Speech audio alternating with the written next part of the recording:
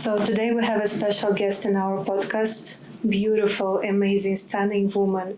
Not only beautiful and wise, but successful as well. She runs over 6 businesses and charity non-profitable organizations. She has 3 beautiful boys and so many talents. I cannot speak about all of them. So please meet Keya Bayramova. Thank you, Daria. Thank you for having me here. Thank you for finding time for us. It's a pleasure to see you and meet you here in our office podcast room. So could you share us your story a little bit? How come it happened that you moved to Dubai 31 years ago?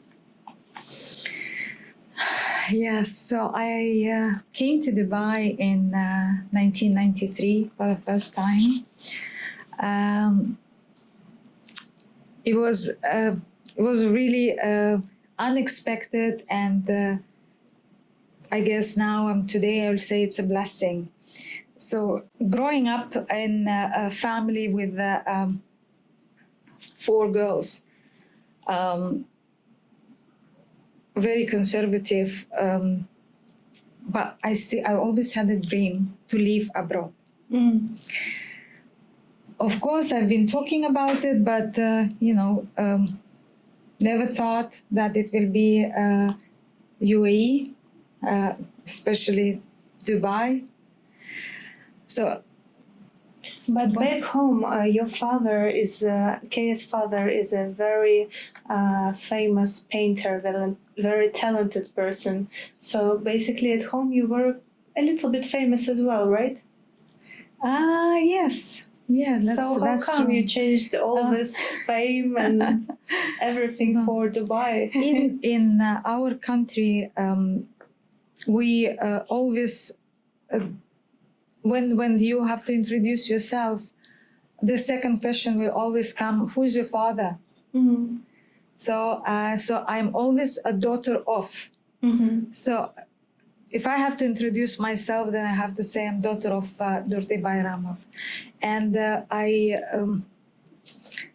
while I was young, I was not agreeing to that. Mm-hmm. And I said, I want to be myself. I want to introduce myself. I want to say I am Keya Bayramova. And so one day I asked my parents that I want to move, want to go abroad. And my parents, they said, through my dead body. Yes or no? Through my dead body. Through my dead body. Yeah, No so way of you're course, moving. no. Okay. I was lucky.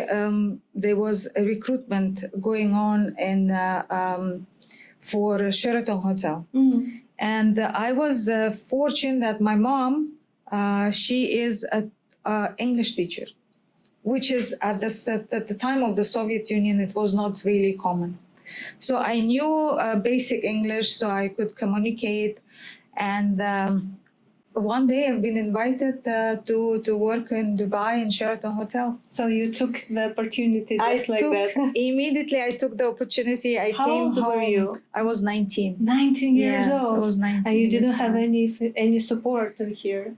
So, just you and your job? Yes. Oh, wow. So the story is actually, I came to Dubai with a $20 in my pocket. Oh, yes. I have shivers all over my body now. But, I'm fortunate that when I came here, I made friends very fast. Mm-hmm. And at that time when I was working in Sheraton, there was no Russian-speaking colleagues. I was only one who speaks Russian at that time, and my first language is Turkmen. I have to share, that it was not really easy because I was always homesick. What were like the biggest challenges? Homesick and... I was homesick. Yeah, I guess my first challenge was the homesick, and then I have to be in the room with the other colleagues who was from other countries. And I was lucky, maybe I got a girl that was working with me and she was Egyptian. So that's how I start. Um, when it comes to the homesick, sometime I used to cry in the night, and I used to call my sister. I never call my parents, but I always call my oldest sister, Bahar, and I used to cry to her, and I said, I want to go home. How would she support you? And she would say, it'd been a couple of times that I used to call her and tell her, I'm really missing everyone. I want to go home, but I will not come back till I don't fulfill why I come here.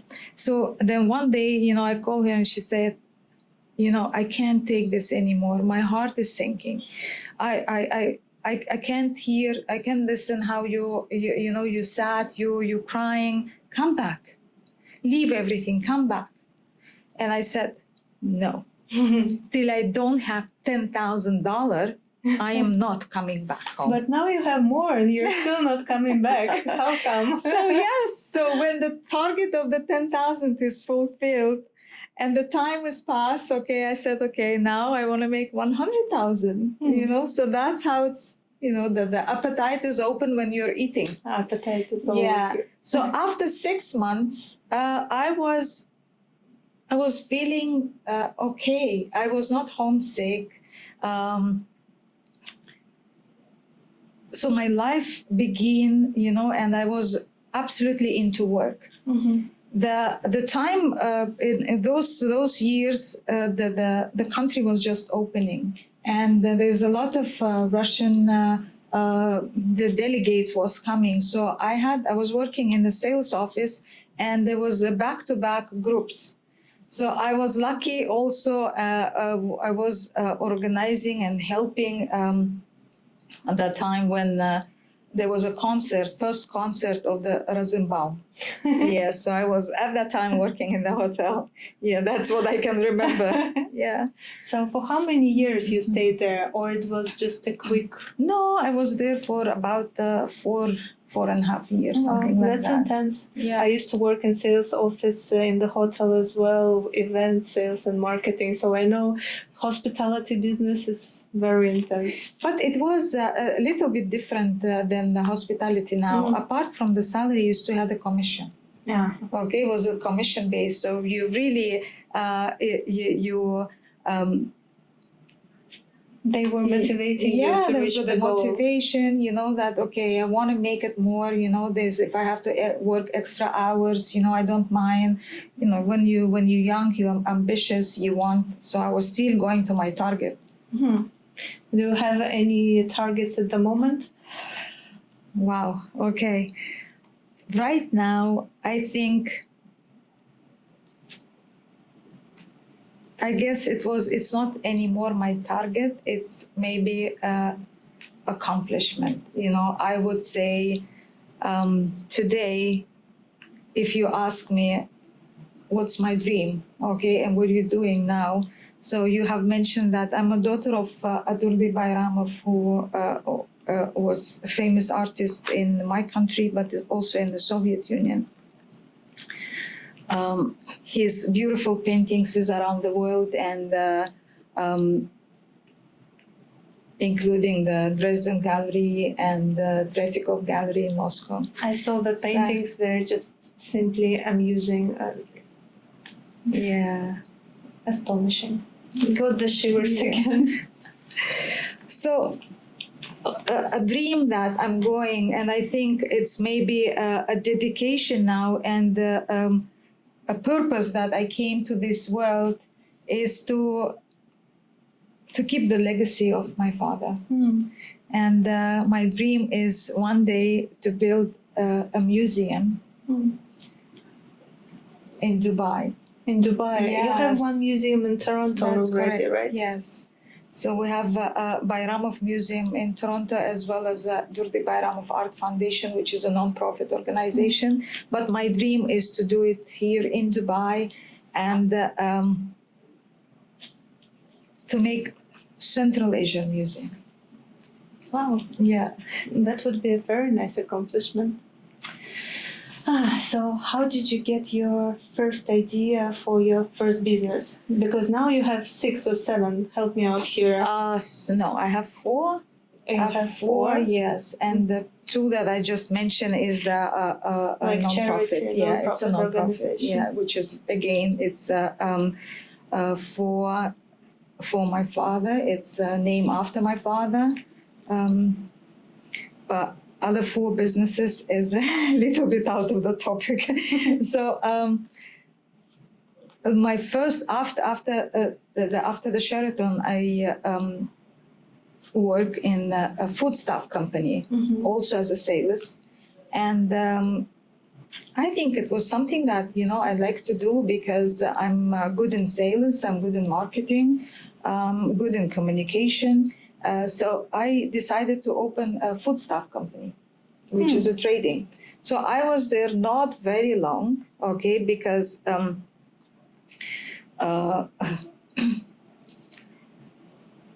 I got married and I had getting ready to have a child. So a friend of mine, okay, came to me and he said, "Look, you're not that busy. Can you please do for my friend marketing?" So it started just like a hobby, like a little hobby. Absolutely, Oh, wow. yes. It was just a small help for a friend of mine to help his friend to market his business. And that business was a recruitment business.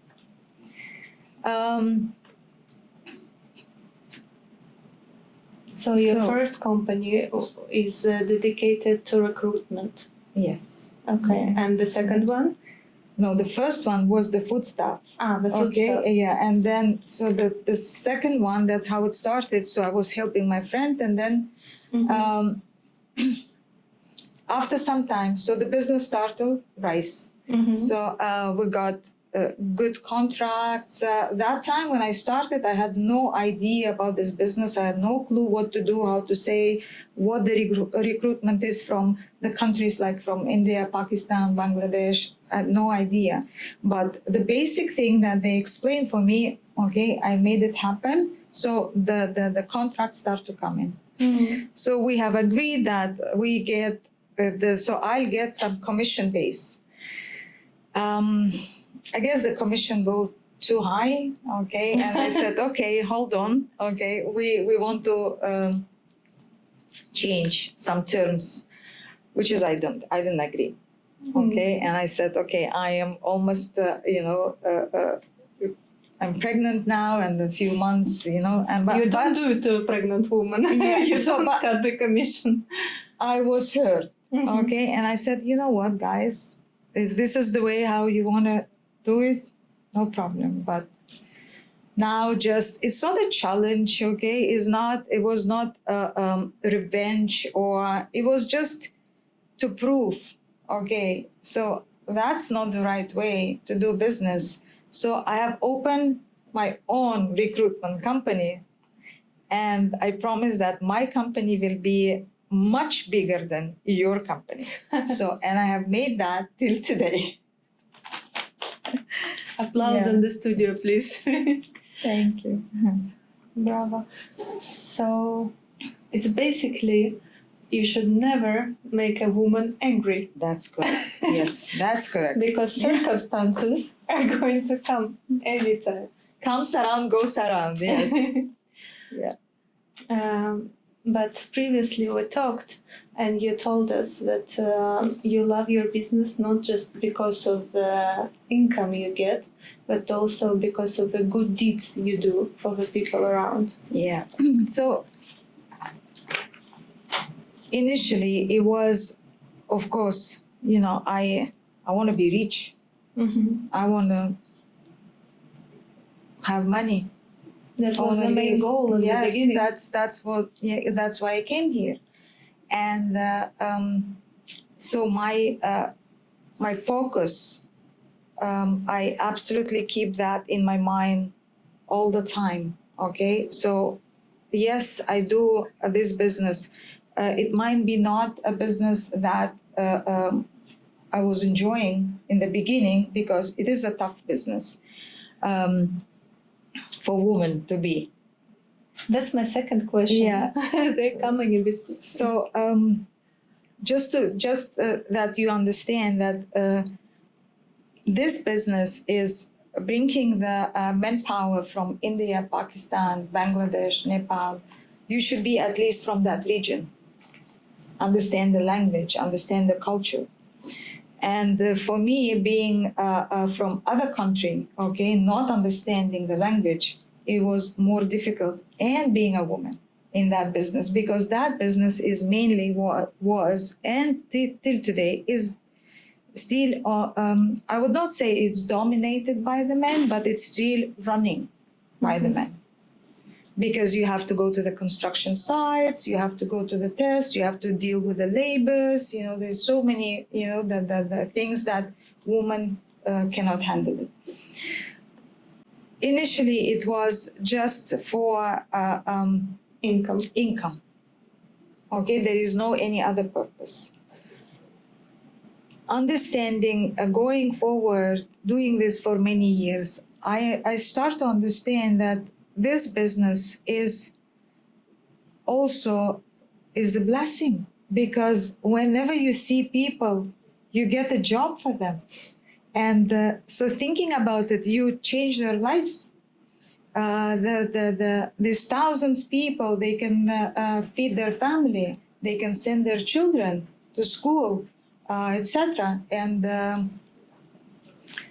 thinking about it, and having the seeing their faces, the happiness that, oh, I'm going abroad.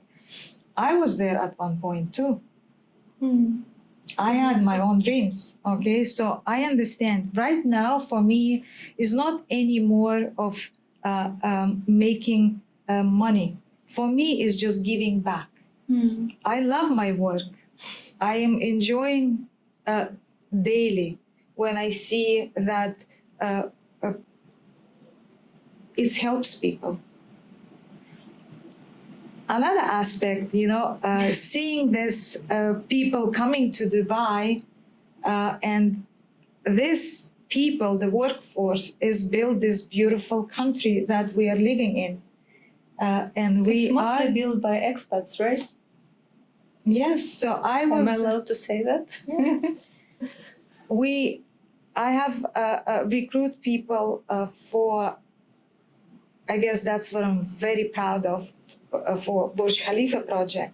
You even got a gratitude letter from them, right? Yeah, I had appreciation letter, and I was there from the ground. I was working and supplying people for Arab Tech Construction as well as Al Futtaim Carillion.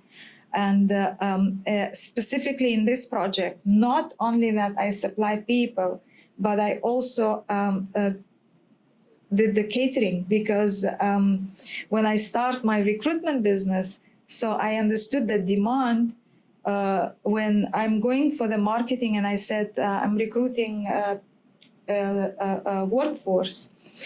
They was asking me one day, one client was asking me, are you feeding them also? And I said, that's interesting. That's a good idea. So I went to another client and he asked me the same question. And I said, that's a good idea. So now if I am recruiting people, I could actually feed them. So I opened catering company. And now you have labor camps as well. So I'm coming to that. Yes, I'm coming to that. Okay, so I am now, okay, we started with one kitchen and it goes to the 11 kitchen. So we was feeding 10,000 people 3 meals a day. So now when I'm going for the marketing and I said, okay, we are recruiting people, but we also can feed them. So that's a concept. They was asking me, one client said, can you accommodate them? I said, that's a great idea. Okay, so one client, another client, now I'm confident, okay, so we start to invest it in the labor camps. So now I'm going to the client and I said, I'm recruiting people, I'm accommodating them, I'm also feeding them. So it was a concept under one roof. Later we add one more business, because at that time the sewage system was not, the infrastructure was not ready. So we add to our business, to our services, is the sewage tankers. So now we're recruiting people, we are accommodating them, we are feeding them, and we're also taking their dirt. So the whole concept, and it was absolutely, I would say this is something that it was thinking out of the box. Okay, so I did all the businesses for the first time, but I never think, what if it's not be successful? Where did you get all this courage from? From your father? I guess it's from my parents. Yeah, you know, as I mentioned, we are 4 girls in the family, and my dad was orphan. So he grew up in the orphanage, where he only had in the life 2 choices. One choice is to be up there, and the second choice is to be in the jail. And they said, because the orphans, they are not like other kids who has a parents. So my father used to tell me, he said, I didn't have a middle way. So that's why I want all of you to remember, you should be independent. You should never count on anyone. Count only on yourself. So growing up, listening this encouragement, you know, that, okay, you have to do it everything by yourself, is, I guess, this is something that is giving me strength, giving me a power, giving me a willingness to do it. Wise words. How overall, you already mentioned how is it to be a woman in this kind of business, but how overall you would describe the environment for expat women in Dubai doing such a big business?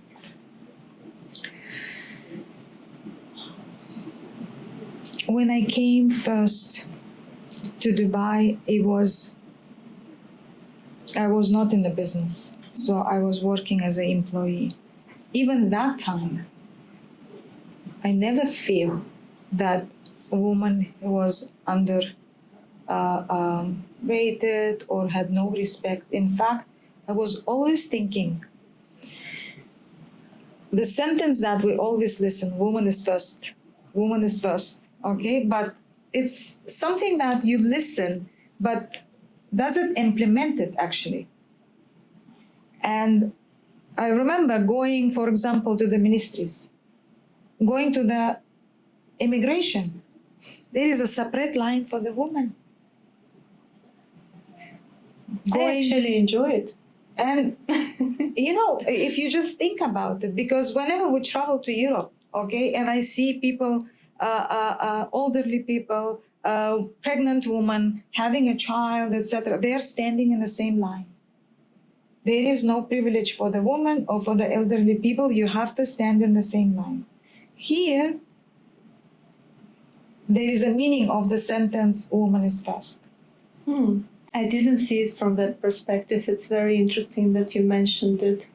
And, you know, anytime I travel, you know, if I hear, you know, people are asking, how do you live in Dubai? Do you have to cover yourself, etc.? You know, now, today, Dubai is very famous. Everyone know about Dubai, okay? So you say, okay, where are you living? I live in Dubai. Oh, you know? But before was a little bit different. So you didn't meet any obstacles while you were signing the contracts or bringing people in? You know, I guess I have to say, Dalia, that I'm very, very fortunate. Fortunate because at that time when you have to, the rules and regulation was different and you need to have a local sponsor to be your sponsor. I was blessed with very, very good people around. So you had sponsors local? Of course, yes, of course.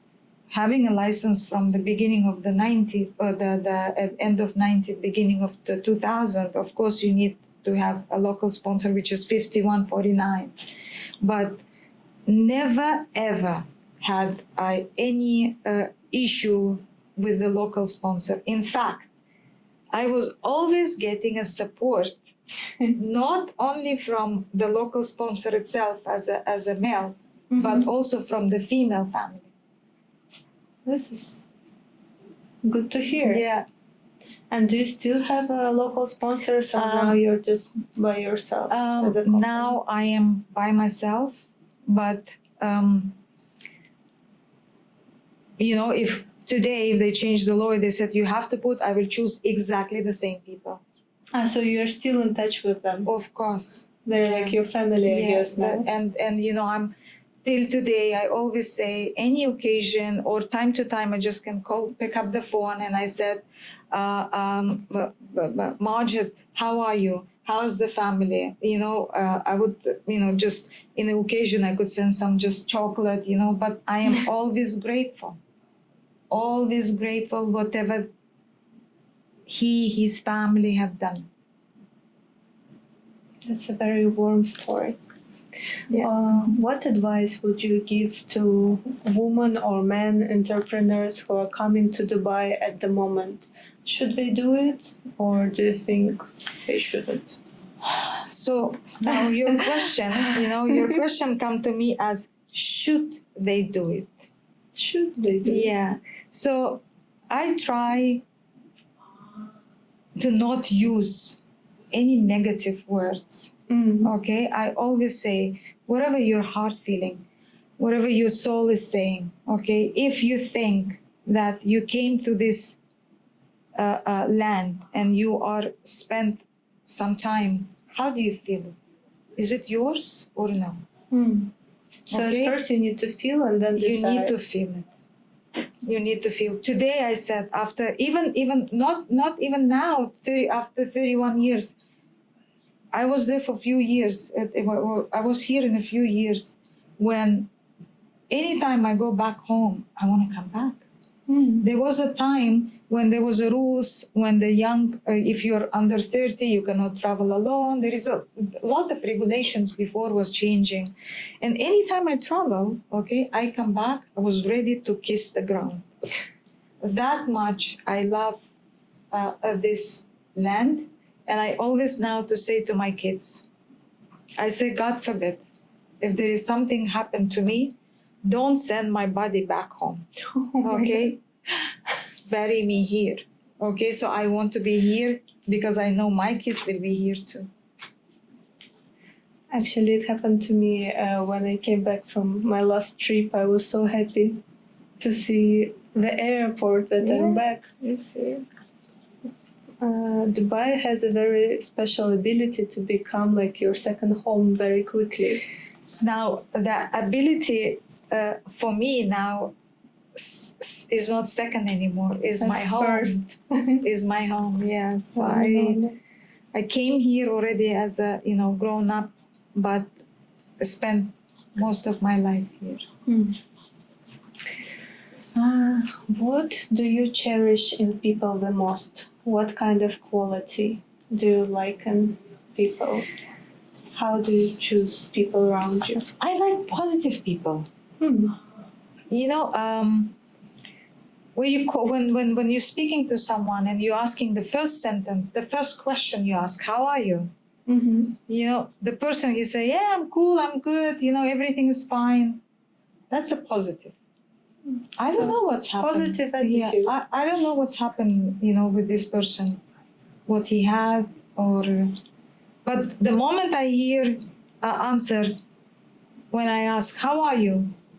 Oh, could be better. That's a no-go. That's no. No, I don't know what's happened to this person, but the positivity is the first thing that you have to take it out from yourself. Everything, you take this as a blessing. For me, just wake up in the morning and see the sun outside. Not when you live in the Western world or other country that has rain, bad weather, etc. I know. So, when you see the difference, when you see gray every day, Mm-hmm. so of course your mental, your emotions, is changing. So you are, your mood swing is going. Yes, it's happened here too. You have your mood swing, you have your challenges, you have your problems, issues that you're dealing on a daily basis. But if you take this as a blessing, okay, that is sun is smiling for you in the morning, you can start your day. True story. Yeah, and I think this is important part we as a people should have, is to be appreciated. We should appreciate. Simple things in life. Yes. How do you find this balance, this harmony in your life when you have so many businesses and 3 kids? I mean, it sounds almost impossible for me. I love my kids. I love my kids, my heart, my soul, my happiness. And I'll tell you that just so my 2 other sisters, they have kids, but they got them early. I got my first son when I was 30. Mm-hmm. And so for me, and my second son and, my third child I got when I was 40. And now when I come home, just hearing, Mom, that just this word makes warm my heart. And so I'm very involved in my children's life. My all 3 boys are playing basketball, and I am a basketball mom. Do you play as well? Do you know some moves? I don't play. I support. I'm a fan. I know the players. I watch the basketball games. When it comes to the, my son is supporting Celtics. My other son is LA. So, and How many hours do you have in your day?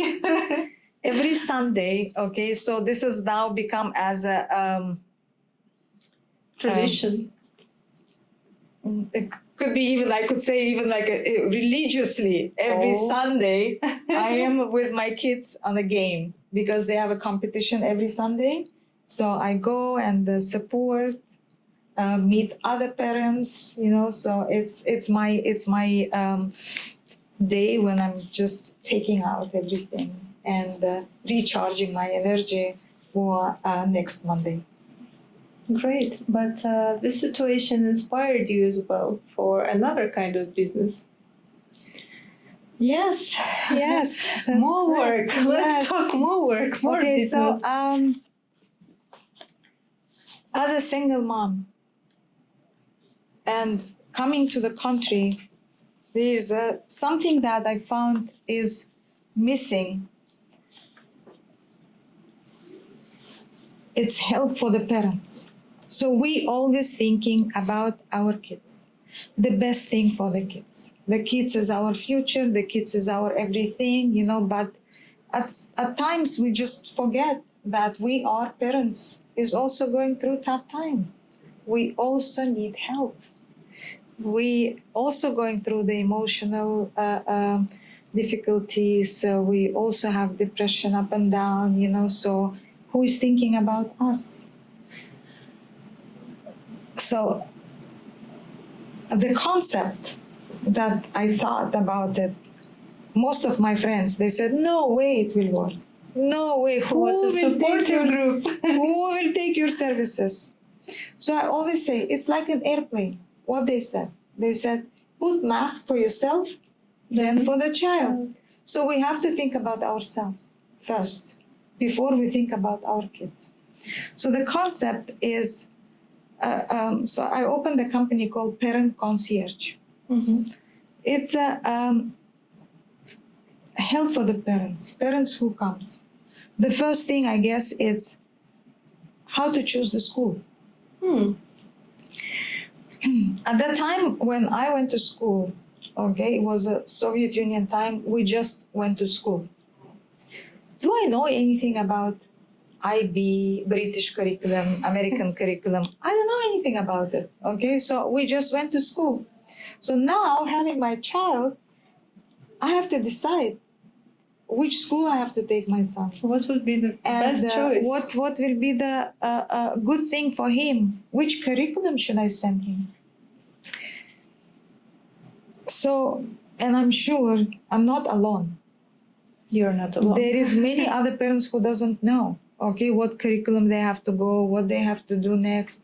And we have in Dubai, thanks God, we have so many private schools and so many different curriculums. So, helping parents to find the right school according to the location also, because it's hot here, and to keep a child in the car for 1 hour going and coming That's back, cruel. it is really difficult for the kids. So the services is starting from the school. I have a company also called Green Home Real Estate. We help also families to find a home. If it's not school, then it's a daycare, nursery, etc. They also need help to find the doctors. They need insurance. They need to buy a car. They need to register driver's license, etc. There is so many. We have over. Sounds like a family office. It is a concierge service for the families from the time when they arrive to Dubai. So it's not a relocation. So we don't deal with the containers, but it's a service that when they come here and they need help. So we help them to connect to the community. For example, if they came from France and French community, etc. You know. So we also advise, recommend if the kids, some of the kids came, maybe they play in their own country for the in a high performance sport. Okay, so we can navigate them and say, okay, here is the list of the coaches that is compatible to what you did before. Okay, or we'll take a simple thing, absolutely simple thing. When you leave before in Canada or in Russia, okay, and you buy a drink, and you came to Dubai, you want to buy a same drink, and you're going to the grocery and you're picking up and it says Laban up, okay, so what do you take? You know what I mean? So just compatible with that, okay, the other countries' things that they're using. Or another thing, for example, it's a simple thing, sanitizer, okay, Dettol. Some countries, they don't have Dettol. So you're basically Okay, a guide for everything. I would say even it's a help. You know, at that time when I need this, there was nothing like this is available. Okay, and I think it's a great help for parents. And I can tell you that it is great help for parents. A small thing like even pick up the uniform. That's a journey. You know, so it's a way. So we customize the packages for people that, okay, some people, they don't have kids. Okay, or maybe some they don't need the school, maybe they need the university, etc. So you know, it's maybe they don't need home, but they need other stuff. Pets. Or they have pets, exactly. So we have over 100 services. Oh wow. Yeah. So so we can customize according to the need of that family. That's a beautiful product you're talking about. So the end of it, we can say goodbye to our clients when they say, okay, so Dubai is my home. I know everything here. Talking about Dubai being your home, I know you have some funny stories when you come to the airport and people actually recognize you there. Actually, I have a few stories about, you know, the in the airport, but I'll tell you one story which was with my father. I was traveling to US with my dad. And, you know, when you go from the Dubai airport to US, there is a few checkpoints. So we finish one, we check in, then we go, inside. So you do another check-in, etc. And then before the airplane, okay, there is one check-in. So when you go inside the gate, there is one more check-in before you go to the plane. So it's not like in other flights, okay? So 2, here you have 4 or 5. So I was joking with my dad and I said, okay, so now you have to take your belt out again, and so we reaching almost to the plane. I was so happy. Now we'll be in the plane. I can see the guy, the security is coming towards me and my dad. So I said to my dad, I said, take off your belt. And the guy is coming to me and said, hello, ma'am, how are you? Do you remember me? I said, no, sorry, sir. You recruit me from Ghana as a security, but now I'm a supervisor. And me and my family, I was able to bring my family, was so happy. And, you're always in my prayer. Thank you so much, my dad, he would look to me and, I was just translating to him. And he looked to me, he said, you know what, I'm so proud of you. So proud, because this is a story when the guy, he's actually met me in airport. I don't remember. Yes, I've been in Ghana many times. I recruit securities. I interview them, but I don't remember because there was so many. How many people you recruited? So I'm doing now this for 21 years. Wow. Yeah, nearly 21 years. And to our calculation from the start, it's reaching almost 200,000 people that we brought for this region. I wonder how big is the percent of these people, of the people who live here. It's like you almost... Yeah, I'm looking at it from the other angle, okay? Apart from contribution to the economy, okay, of the world economy for UAE, for me is also, I would say again, my the way I'm thinking is how many kids was educated, because I always remember my father, who didn't have that chance. He didn't have the chance. I mean, he had the chance, but many more. There is so many kids who is underprivileged and they cannot study in the universities. So for me, this is what is always my way of thinking is apart from the contribution to the economy. I'm thinking how many people get educated. So, what would be your word? So the one more story, it was with my kids. When we travel, recently we traveled to Europe with my children. And in the airport, we were sitting having tea. So the people come, they said, ma'am,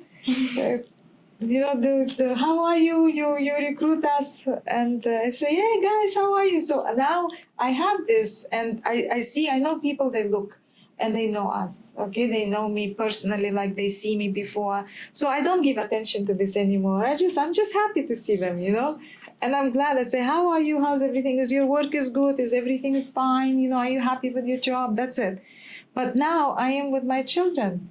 And my children are saying, Mom, everybody know you here. It's famous. I am example for my children that you have to do good thing. Good deeds. So I'm not counting them, okay? Blessings, I'm not counting them. I'm just doing them. And thanking for them. And thanking every day for the opportunity that I have myself.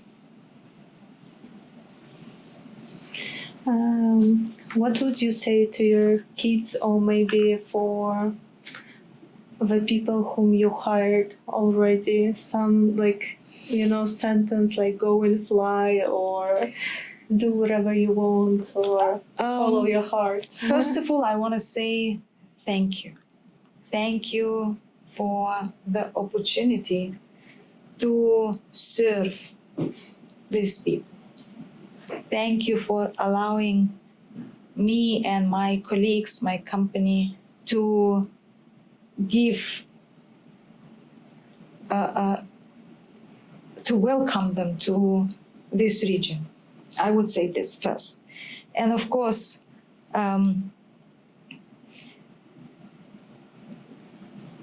I know that fly high, etc. But I think, the most thing what I want to say is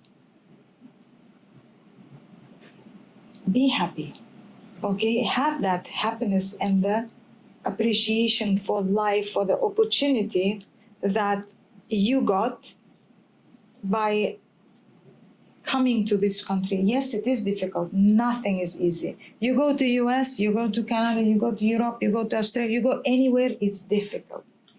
Everywhere is difficult. But having the willingness and believe in yourself that, yes, if I made it, if I passed the test, I got the visa, I got the ticket, and I'm here, I'll do it. I will not go home without having money. That's the spirit. Thank you so much for your time. I have a little present for you. Oh, thank you. Thank you for having me. Oh, thank you so much. Your time is very precious. Thank you for giving us a little bit. Thank you so much. Thank you for having me in your podcast. And I wish this office and all of you success. Never give up. Try to not call people every day and make a calling, okay? Because I'm getting them like 30, 35 calls every day, okay? But, one thing I'll tell you, every time I get a call, I was never disrespectful. Yes, it is annoying. It is annoying, hello. Yes, hi, this is Keya? Yes. I'm calling for Lamtara or other, Is it available? No, ma'am, it's not available. Are you sure? Yes, and then they start another questions, so, and I would still say, either the patient that I have, never, I hang up the phone, I would say, okay, don't call me, or, I would answer the question, and I'll say, how can I help you? Is there anything else? That's it. I hang up the phone. In my mind, I said, okay, block the number. Okay, so I block. But I never disrespectful, because I understand that one answer can change the whole day mood of the person. You're taking care of those people. Basically taking care of their day, even though they're triggering you a little bit. Well, we don't do cold calling in our office, as you can see. We're like, I don't know, private investigation company. No one is doing anything. Thank you so much. Thank you. Thank you again.